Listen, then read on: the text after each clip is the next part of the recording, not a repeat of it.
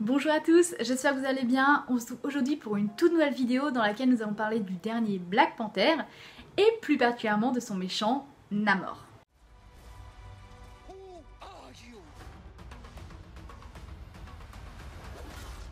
My enemies call me Namor.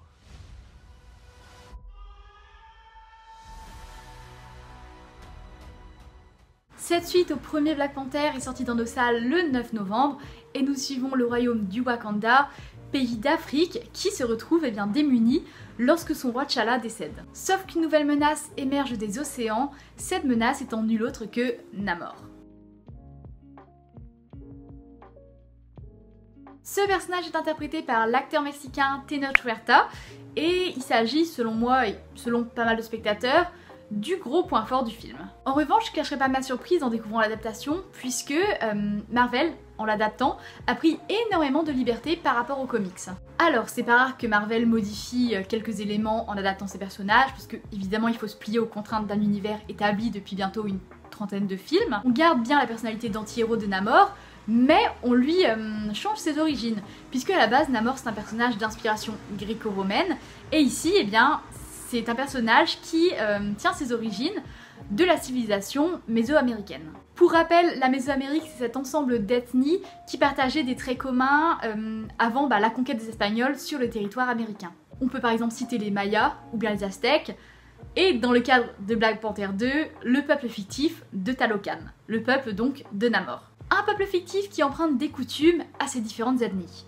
En soi, ce changement il est pas surprenant parce que Black Panther, le premier, et en fait la direction vers laquelle Ryan Coogler, donc le réalisateur, s'oriente, c'est le traitement de la civilisation. La manière avec laquelle une civilisation va faire face à l'envahisseur. Dans le premier film, c'était le Wakanda qui était emmené de force sur la scène internationale, en fait, qui était contraint de se dévoiler. Et dans ce film, on a donc Namor et sa cité sous-marine, Talocan, qui entendent vivre incognito dans les océans. Sauf que voilà, ce peuple va se retrouver exposé à la suite d'une découverte faite par une machine scientifique. En fait, une machine va être élaborée dans l'objectif de chercher du vibranium. Le vibranium est un matériau extrêmement rare qui permet de construire notamment des technologies de pointe et donc après laquelle toutes les grandes puissances sont. Et ce qui va se passer, c'est donc que cette machine va découvrir du vibranium dans le sol de Talocan. Dès lors, la cité de Namor va se retrouver exposée au monde entier et n'aura pas d'autre choix que d'être confrontée à l'envahisseur. Ici, il y a une volonté de lier l'histoire du Wakanda dans le premier film à celle de Talocan dans le second, puisque ce sont deux pays qui sont envahis, il y a aussi les questions de préservation de la culture. Ce sont des pays qui partagent les mêmes objectifs, mais leur manière de faire est différente. D'un côté, on a le Wakanda qui préfère plutôt parler avec l'ennemi, tandis que Namor, lui, sera bien plus avec un caractère belliqueux, vous voyez. Il veut vraiment engager un conflit avec ses puissances. Dans cette vidéo, j'aimerais donc aborder la manière avec laquelle la civilisation mésoaméricaine a transformé, littéralement, parce qu'on peut parler d'une transformation, le personnage de Namor. Donc, des comics où on était vraiment sur quelque chose de bien gréco-romain, à des origines totalement différentes, mais qui collent terriblement bien au film Black Panther. Namor, c'est un personnage qui voit le jour en 1939, créé par Bill Everett, et dont les premières aventures sont publiées dans Marvel Mystery Comics. Marvel Mystery Comics, ça regroupe plusieurs histoires de super-héros. Dans les comics, Namor est le souverain d'Atlantis, une civilisation vivant sous l'eau d'inspiration gréco-romaine. Namor est ce que l'on appelle un hybride, donc né d'un père humain, capitaine de bateau, et d'une mère, princesse d'Atlantis. C'est aussi un mutant, donc dans l'univers Marvel, un mutant c'est lorsque le génome X est modifié. En l'occurrence, ici, c'est ce qui va lui conférer ses petites ailes qui lui permettent de voler sur ses chevilles. Quant à son nom, Namor signifie le fils vengeur dans la langue atlante. En réalité, c'est le verlan de Romain. Je me suis permise de rapprocher la caméra, ça me semble mieux. Donc comme je le disais, Namor c'est le souverain d'Atlantis. Atlantis qui est à l'origine un continent situé en Atlantique Nord, qui est peuplé depuis 50 000 ans avant Jésus-Christ. Sauf que 20 000 ans avant Jésus-Christ, il va être submergé par ce qu'on appelle le grand cataclysme. Alors c'est là qu'on va rentrer dans les choses un peu compliquées.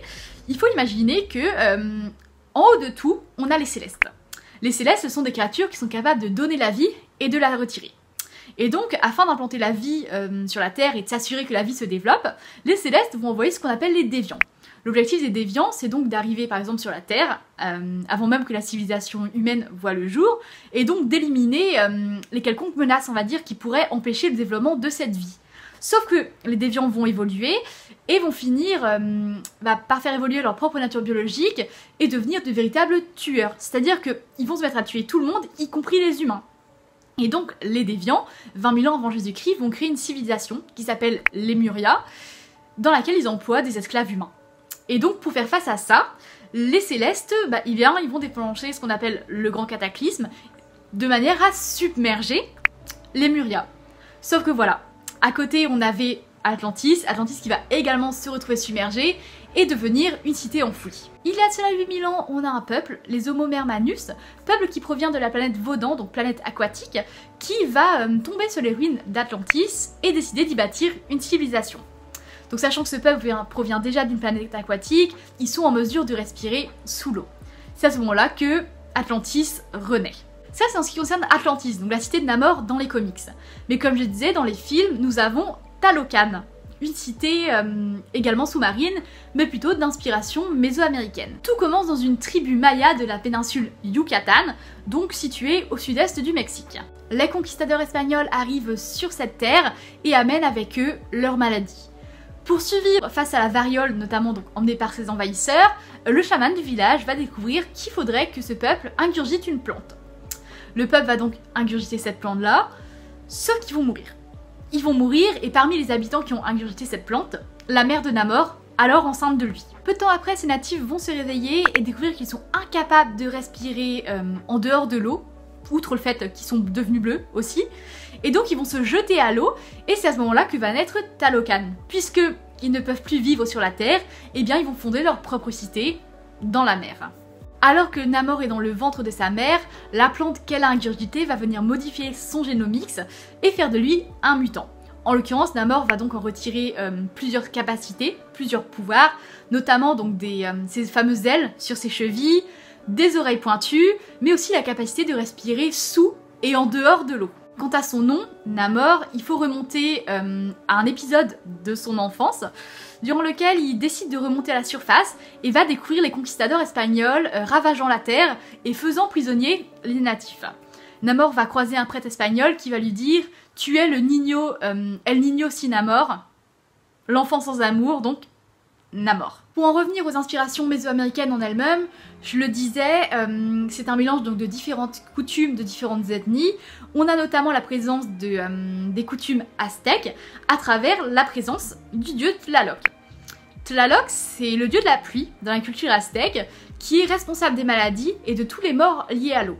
Et donc il faut savoir que les gens qui meurent de cette manière-là, donc soit de maladie, soit en étant noyés par exemple, vont se retrouver à Tlalocan, un paradis où ils sont supposés connaître la vie éternelle. Bien entendu, c'est la principale inspiration pour l'histoire du peuple de Talocan, donc du peuple de Namor, puisque ces natifs vont mourir de maladie, puis se réveiller incapables de respirer en dehors donc de l'eau, et vont se retrouver amenés à créer une civilisation sous l'eau.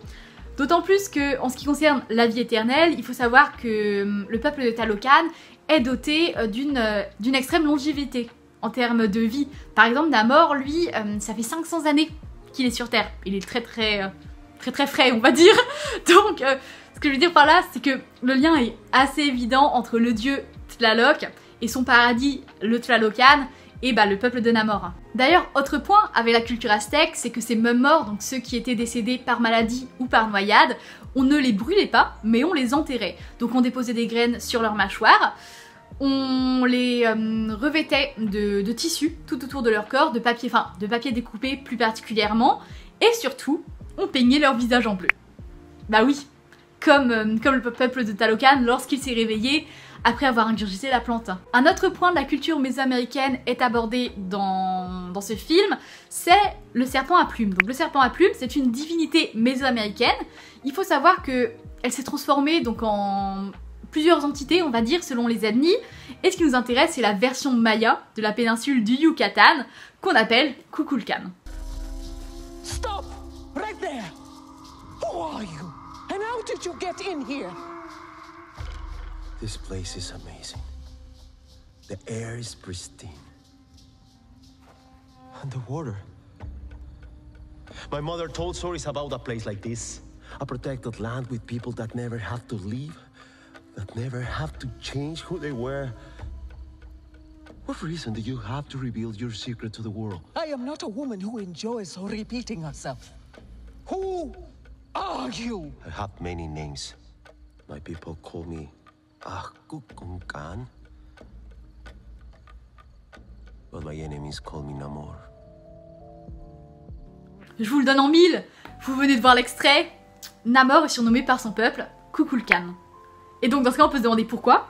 Déjà parce que c'est le premier-né de cette nouvelle civilisation, c'est le premier enfant voilà, qui est né sous l'eau, et du fait des changements qui ont été apportés par la plante sur son génome, le fait qu'il ait une longévité extrême, le fait qu'il puisse respirer sous l'eau et en dehors de l'eau, eh bien ça fait qu'il est considéré par son peuple comme un dieu, qui va l'ériger d'ailleurs au statut de souverain.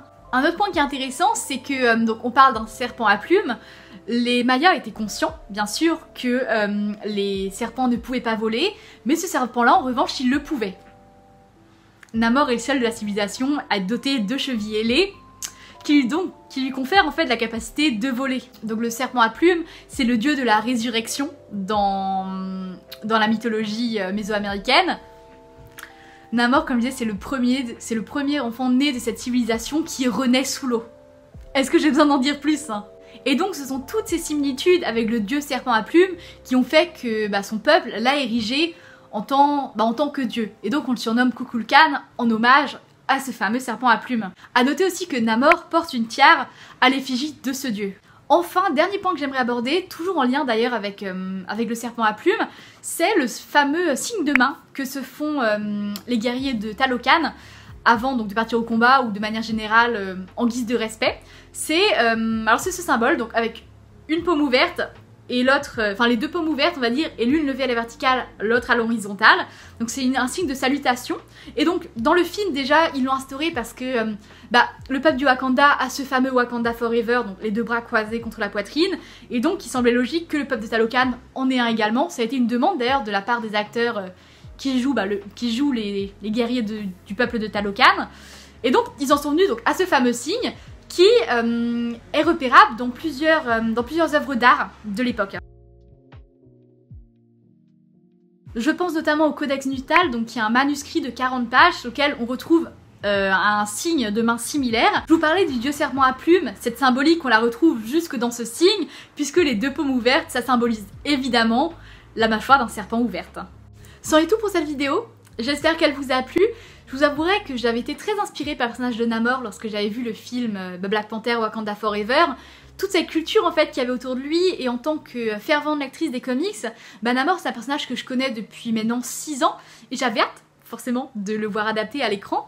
Et même s'il y a des changements qui ont été pris, en fait je les trouve tellement pertinents et ils collent tellement bien avec la thématique présente dans Black Panther, donc cette thématique de la colonisation, que en fait c'est totalement justifié. Et pour le coup je suis vraiment ravie de l'apport que Marvel a apporté en adaptant ce personnage. Je vous remercie d'avoir regardé cette vidéo, et sur ce je vous dis à la prochaine.